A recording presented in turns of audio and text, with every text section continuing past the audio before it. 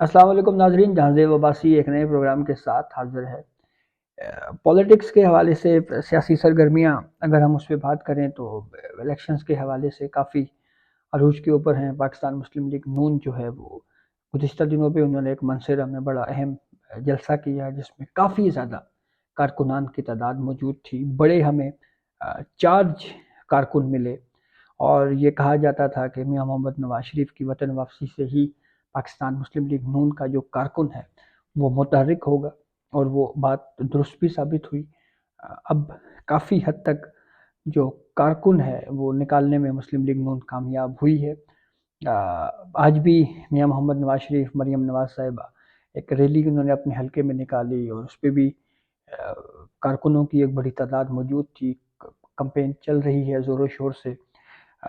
Internationally اگر ہم بات کریں تو مختلف ادارے اس کے اوپر لکھ رہے ہیں کہ نون لیگ حکومت بنانے کی پوزیشن میں ہے، اور اس پہ کچھ معاشی طور کے اوپر بھی کچھ باتیں کی جا رہی ہیں کہ نواز شریف کا یا نون لیگ کا جو پہلے ادوار تھے اس کا کمپیریزن کیا گیا عمران خان سے یا دیگر ادوار سے، اور یہ کہا گیا کہ یہ بہرحال جو بھی حکومت آئے گی اس کے لیے کافی مشکل وقت ہوگا، ٹف ٹائم ہوگا۔ اس میں کوئی دو رائے نہیں ہے۔ جو ملک میں اس وقت اکانومی کی صورتحال ہے وہ ہم سب کے سامنے ہے، اور ایسی صورتحال میں حکومت جس سے بھی ملے، چاہے وہ مسلم لیگ نون ہو یا کوئی اور ہو، کافی مشکل ہوگا معاشی صورتحال کو بہتر کرنا۔ اور جو ملک کو اس وقت جس کرائسس کا شکار ہے، سب سے اہم ایشو مہنگائی ہے، اس پہ کس طرح سے قابو پایا جاتا ہے، یہ بہت امپورٹنٹ ہوگا۔ لیکن آج جہانگیر ترین کا ہی ایک سٹیٹمنٹ بڑی امپورٹنٹ ہے۔ انہوں نے ملتان میں ایک جلسے سے خطاب کرتے ہوئے کہا ہے کہ ہم نواز شریف اور شہباز شریف کے ساتھ مل کر حکومت بنائیں گے۔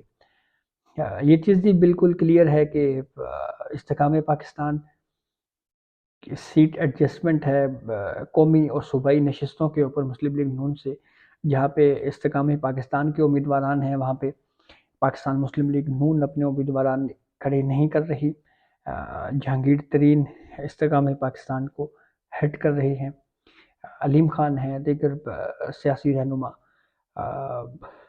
بیشتر کچھ وہ سیاستدان بھی ہیں جو اس سے پہلے پاکستان تحریک انصاف سے وابستہ رہے۔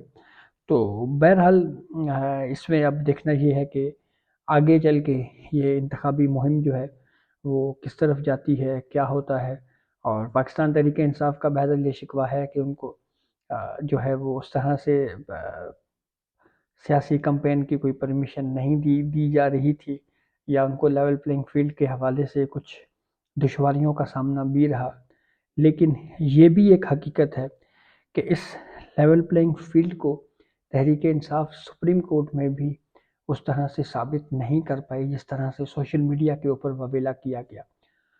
ایک چھوٹی سی مثال اس میں یوں بیان کی جا سکتی ہے کہ جب لیول پلینگ فیلڈ کے سپریم کورٹ میں چیف جسٹس قاضی فائز عیسیٰ صاحب کی سربراہی میں 3 رکنی بینچ کے سامنے چل رہا تھا، تو اس وقت انہوں نے کہا کہ جناب ہم نے 4 یا 6 لوگوں کے بیان حلفی جمع کروائے ہیں، جن کے جو ہے وہ بیان حلفی ہیں جس میں انہوں کو لیول پلینگ فیلڈ کے حوالے سے یا کچھ ناخوشگوار واقعات یا ہراساں کرنے جیسے واقعات پیش آئے۔ لیکن جب وہی ایڈوکیٹ لطیف کوسہ کورٹ روم سے باہر آتے ہیں تو واقع کہتے ہیں جی کہ 60,000 بیانات حلفی ہیں ہمارے پاس۔ تو سوشل میڈیا کے اوپر بہرحال باتیں کچھ کی جاتی رہیں، پریکٹیکلی وہاں پہ کچھ ہوا نہیں۔ بلے کے نشان کے حوالے سے بھی کافی زیادہ بہرحال یہ بھی کوئی دو رائے نہیں ہے کہ یونیورسٹی کے اوپر تنقید ہوئی۔ تو لیٹس سی دیکھیں اس پہ کیا صورتحال بنتی ہے۔